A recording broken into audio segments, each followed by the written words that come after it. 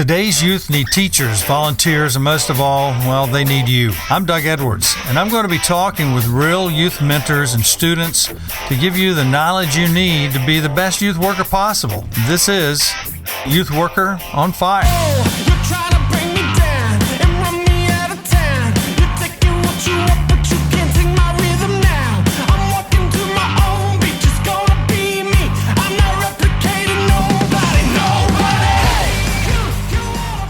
Hey everybody, this is Doug Edwards with Youth Worker on Fire, and today, whenever you're listening, David Forbes is a guy I knew when he was in student ministry in the town where I was in student ministry for, well, actually almost 40 years, because 30 of it was as full-time and the rest of it has been volunteer.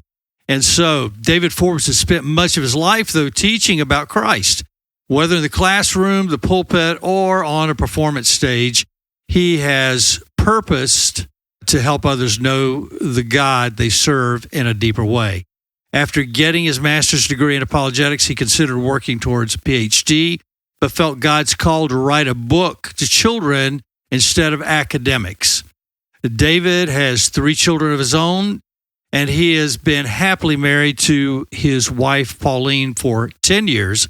A performer at heart, David often creates and will perform music in the community as well. Much of that has paused as he's been giving his full effort to Spring of Deception, the first book in the Golden King Chronicles. Why don't you catch us up to date from there? Well, life has been crazy. A few years ago, I was working as a dean at a Christian school and as a music minister part-time. I was doing 12-hour days while my family was young, and I was missing a lot. I think a lot of parents out there can relate to that, especially in today's economy. Even with having 3 incomes, we still couldn't afford to own our own house. So we decided to buy an RV, pretty crazy move, and move onto family land with the thought that after, say, 2 years, we could finally buy a house. Just so happened that a month after we bought the RV, I lost my job. And while we'd planned to take the summer to scale down and move, our landlord decided to sell the house that we were renting and gave us less than a month to get out. But God was taking care of us. I was able to get a job teaching middle schoolers history at the same school where my wife taught and at the same school that my kids go to. So every day we'd drive to school together, come home together, and I could get a few hugs in the hallways as well. A few months later, it was in a difficult decision. I left the music minister job as well so I could be more present with my own family while we're at church. And I left the music minister, and we weren't saving any money then for a house, but our bills were low and God was providing for us. He always does. And I had chickens during the egg crisis, so that was nice. Yeah. Oh, I mean, anytime you can keep the chickens. And I know people who've done that their chickens have kind of saved them on that market, saved some money, gave them something to eat. Been kind of a tough year for a lot of those things, and yourself. Who is it tougher on, you or your wife? Probably me, because I put a lot of pressure on myself. My wife is amazing, and she sees God's hand in everything and see how he's providing for us. And I've just been amazed how she's just taken everything with stride and, just pure faith. So it's been wonderful to see. Oh, that's great. That's great. I kind of want to let you off the hook here a little bit. And this is for the ladies who may be in ministry. In fact, I know some incredible ladies who are doing full-time ministry in student ministry and stuff. But when you're married to a guy's tendency is to be the breadwinner. And even though it looks like a lack of faith, there's this pressure on us that I think God has put on us that says, you know what, you're supposed to provide here. And, it's amazing when your wife comes alongside. So listen, I know you're trying. I know you're going to make it. I know it's going to be good. I know God's with us. But we still feel that pressure a lot of times, even though we know God is there. Does that make sense? Yeah. And it's like you want to be there you feel guilty if you're not there for your family, and you feel guilty if you're not going somewhere else and making money. Exactly. Yeah. So what was the catalyst to start writing this book? Well, have you ever prayed for direction and had a very clear answer? Sometimes, and not always. I've had that several times through the years, and every time it's been related to this book that I wrote. And admittedly, it's taken me 18 years to write this, mostly because, I've been distracted trying new things, just trying to pay bills because I feel this pressure. God says, hey, I gave you this story. I want you to write this book. And then, I could, I should focus on this and be more responsible, which is bad thought patterns. But it's where I was. And all the while, I was never really getting anywhere. I'd come to a point where I'd pray for direction, and God will remind me to think about back when I was an apologetics student working on a grad degree, and He gave me the concepts for this book. I was inspired by Chronicles of Narnia, and the thought of an apologist writing a children's story was really cool to me. Also, even as a kid myself, I noticed that a lot of stories had language and themes that just weren't healthy, weren't glorifying to God, and weren't good for my spirit. So with God's calling, I decided to just do something different and, write this book.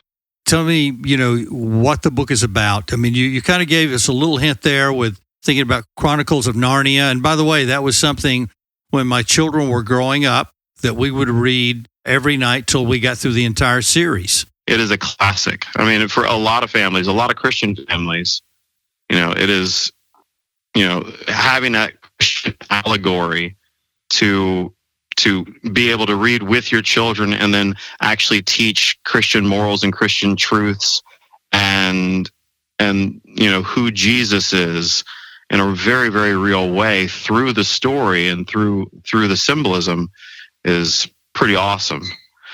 For my story, more than anything, it's just about truth. The book starts with a poetic prophecy. When the spring flower fails to bloom, the scent of summer is the scent of doom. And the book 2 will be called Summer of Doom, so that tells you something. Yeah. The known world of this story is the 7 cities ruled by an immortal king named Nor. James, who's the main character, is a human shepherd who every day sacrifices a lamb to an immortal giant, but never sees it. And from the very beginning, the reader is brought to question what is actually true, because truth matters.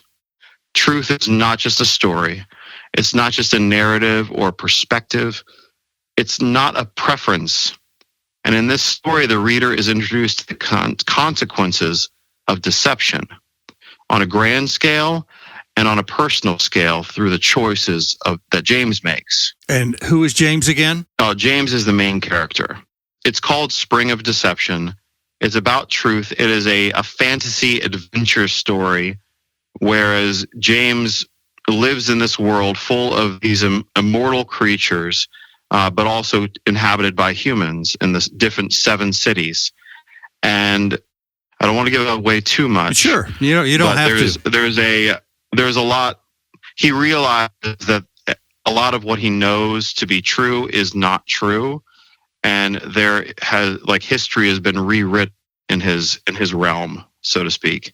So a lot of that is he realizes that throughout the story. And so with that in mind, people know a bit about what this is about now, the book that you wrote. I've worked with students a long time. Youth Worker on Fire podcast is to help encourage youth pastors, volunteers, people in public school and private school and churches that are working there, also parents and grandparents, because all those people are dealing with adolescence. They're dealing with children.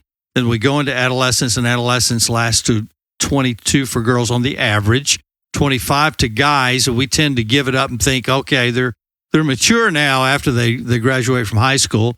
Nothing could be farther from the truth.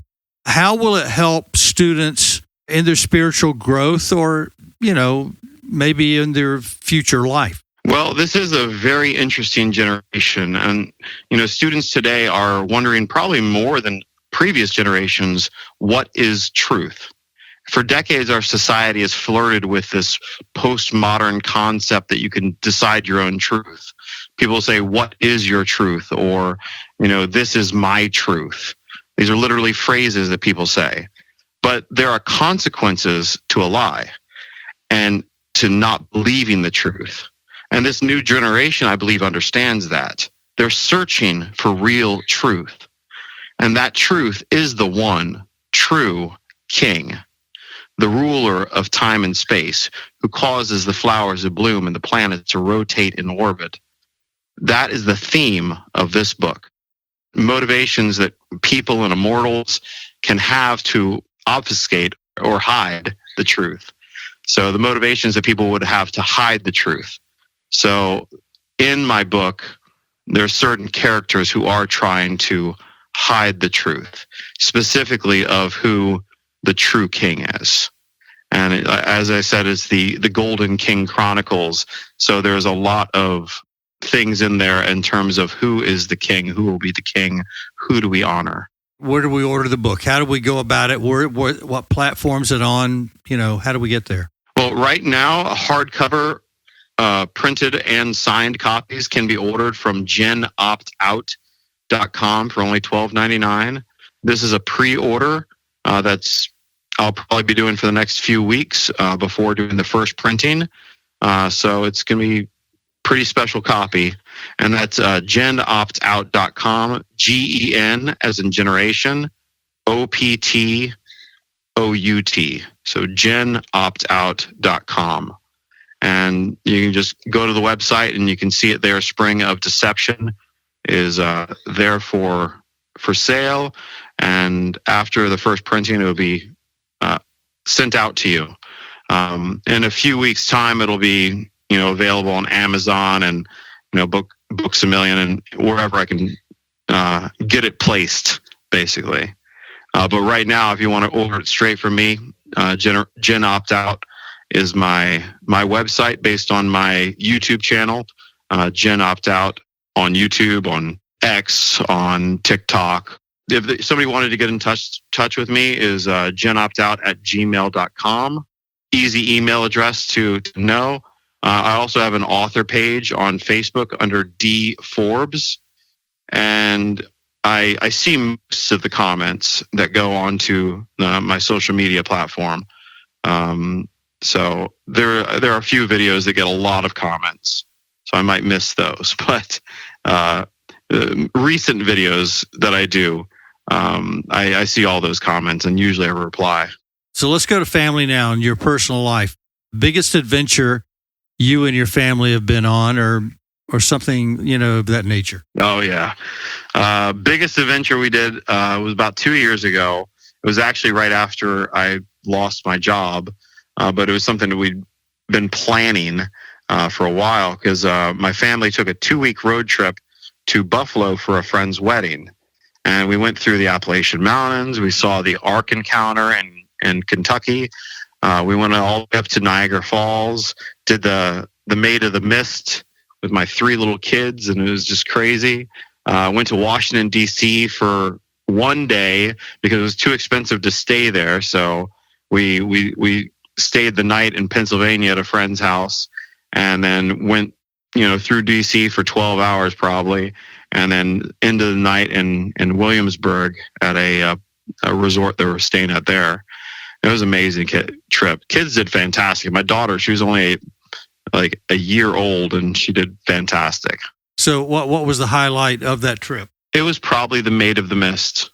Maid of the Mist is a ship where you get on it, and it takes you right up next to the Niagara Falls. And getting pictures and just holding my kids, it was just such an intense and amazing experience.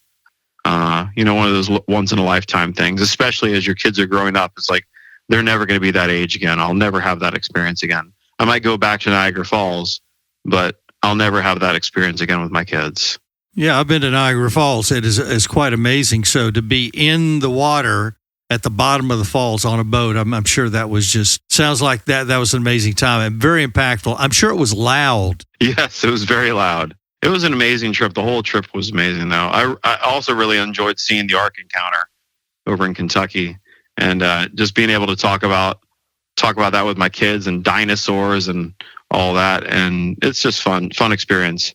In my book, I actually, because if you read the the book of Job, in Job chapter 40, God talks about the behemoth and the leviathan, and in the King James, he actually talks about the unicorn, and so, and if you look in the Latin, well, gosh, I don't want to give away anything. No, it's okay. Anyways, so unicorn in the Latin is rhinoceros, and like a single horned rhinoceros, which would be extinct now. So I've actually, there's a lot of Judeo-Christian symbolism and like hints, I guess, in the book. And I actually have Safan, who is a character who is a behemoth, and she's like a almost like a Diplodocus kind of character. And you have the Leviathan, which is Rav. Both names, one's a nickname, but she's a Leviathan, and she is basically like a gigantic crocodile. And then you have the other character that I haven't introduced yet, but is they basically describe it as you would if you were, say, a European describing a rhinoceros to somebody, and you say, well, it's like this large creature with a big head and a horn coming out of it, and like it just kind of describes it like a horse. And because it'd be easy for a European who's never seen a rhinoceros before, you thinking about this gigantic creature with this huge head with a horn coming out of the top, just assuming that it's a horse because that's the biggest creature they know, and hence the unicorn that we have.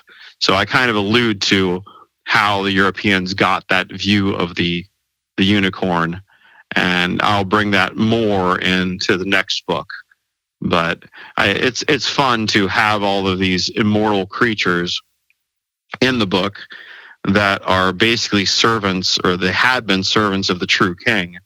And some of them, with the king being away in his city, they're left to take care of the humans. But some of them have decided to seek their own power and privilege instead of doing their duty. Well, here's something interesting that's hit me when you're talking, and that is that on this one trip, you visited the replica of the Ark. I believe it was to scale. Is that right? The one in Kentucky? Yeah. And then you go on the Maid of the Mist and feel the power of water. Oh, You probably haven't put those two together, but I'm putting those together No. of what people, experienced when they were outside the Ark before their death, and this just the power of water. But yeah, on one trip you were doing both of those things. What was the Ark like in Kentucky? It was fascinating. I mean, you go in and they have all of these. They basically have all these cages set up where they feel that the different animals could have been kept.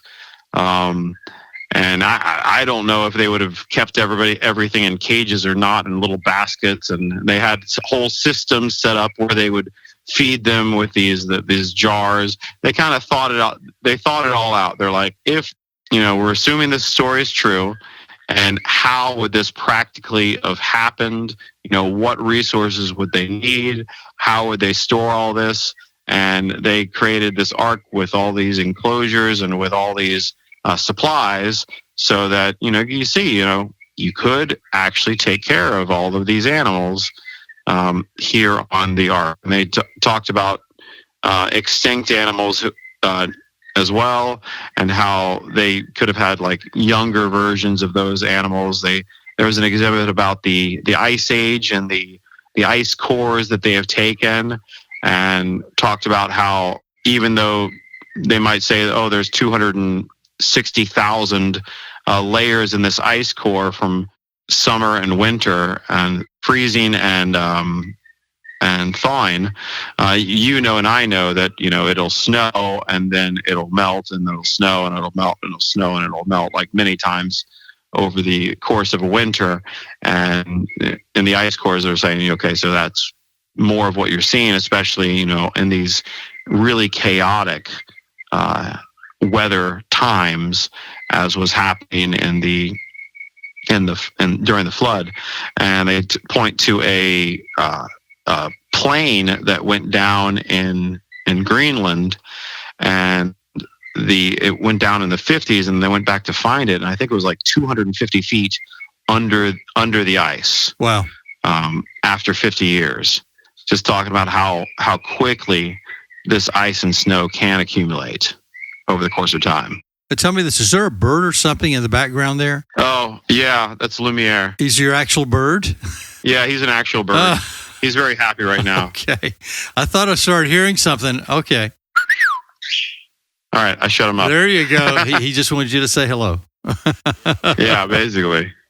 Well, listen, let's go to the last couple of questions here. Something that almost no one knows about you, but you would like them to know. You know, this is something I share with a lot of my classrooms that I've taught in, because I know that there's a lot of kids there who struggle in school. And when I was in elementary school, I was put in the learning disability class, and I thought I was stupid. I hated school. I had very few friends. But in middle school, I devoted myself to reading God's word. And that year, everything started to change. You know, reading God's word and the relationship I've developed with God through his word, and believing Jesus Christ as Lord and my King radically changed my life. Whoa. And accepting Christ not only as Savior, but as Lord is the key to having his will bloom in your life. I know this with a lot of parents as well, whereas they have a child who might be in the learning disability class, or a kid who struggles, maybe has ADHD, and has trouble focusing in school. That was me. I understand. But it doesn't have to stop there. You know, with hard work, with dedication, you know, I was able to get my master's degree, write a master's thesis. Now, you know, I'm publishing a book. So don't hold yourself back. And, you know, one of the, you know, best things that you can do to get your mind in that, you know, to improve your mind in many different ways is reading God's word. That's a good note. That's a good note for parents. Yes, there are a lot of people that they don't talk about that. They hide from that because they do feel stupid growing up with different learning disabilities. There's many things, disabilities that they didn't even know what they were, that they were disabilities till 20 years ago, and some more recently. So that's a very good note. Thank you for sharing that. Appreciate it. Personal word to youth workers in churches or parachurch organizations, public school campuses, you know, are doing like Fellowship of Christian Athletes.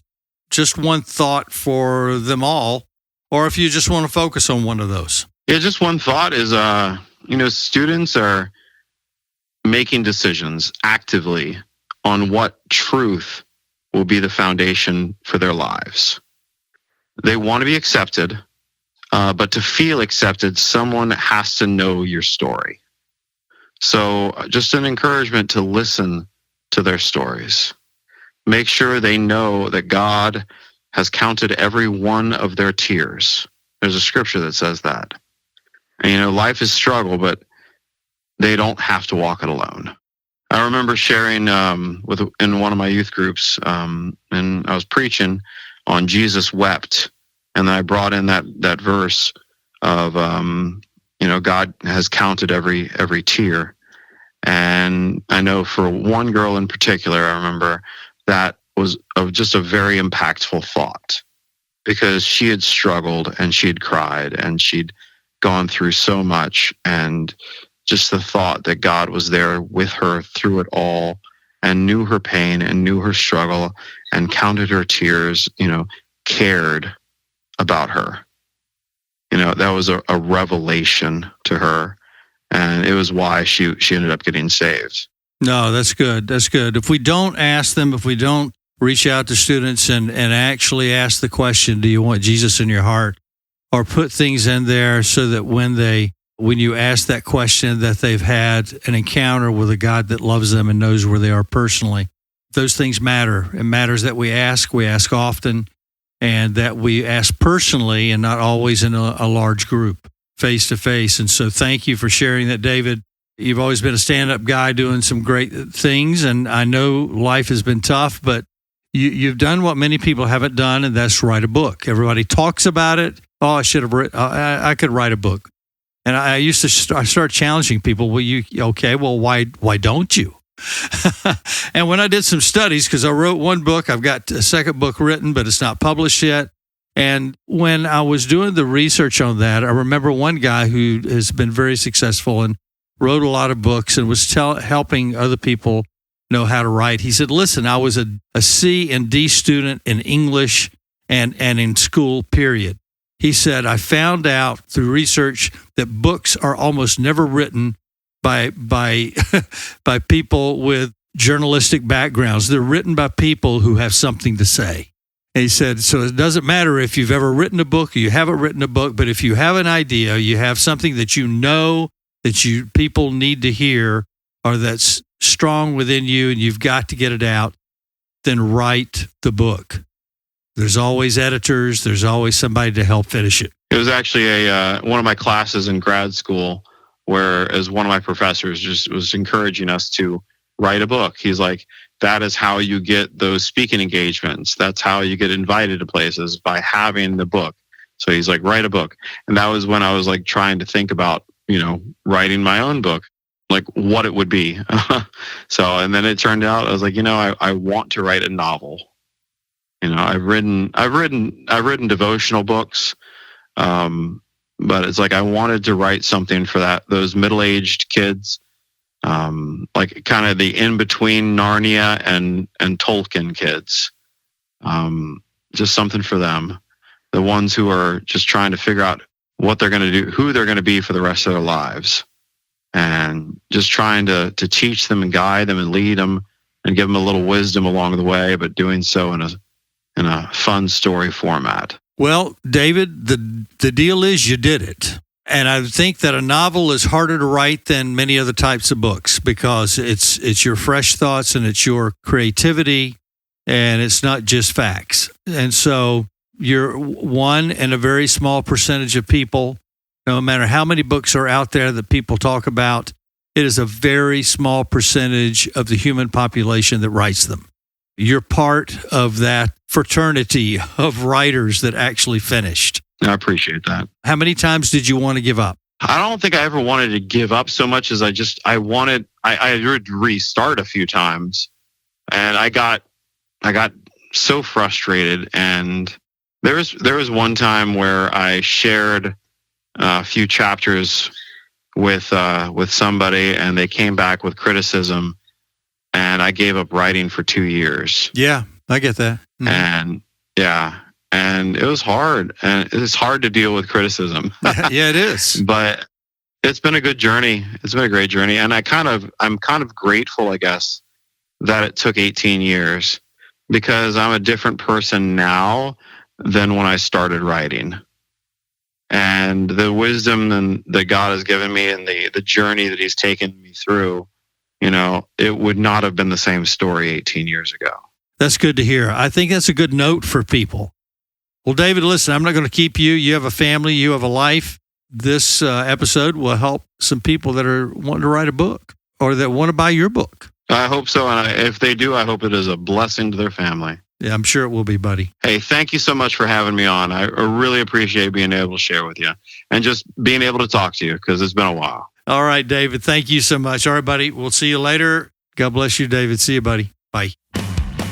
You've been listening to the Youth Worker on Fire podcast. If you like what you hear, please subscribe and tell your friends. Also, leave a comment and tell us what you think. Stay tuned for more informative episodes.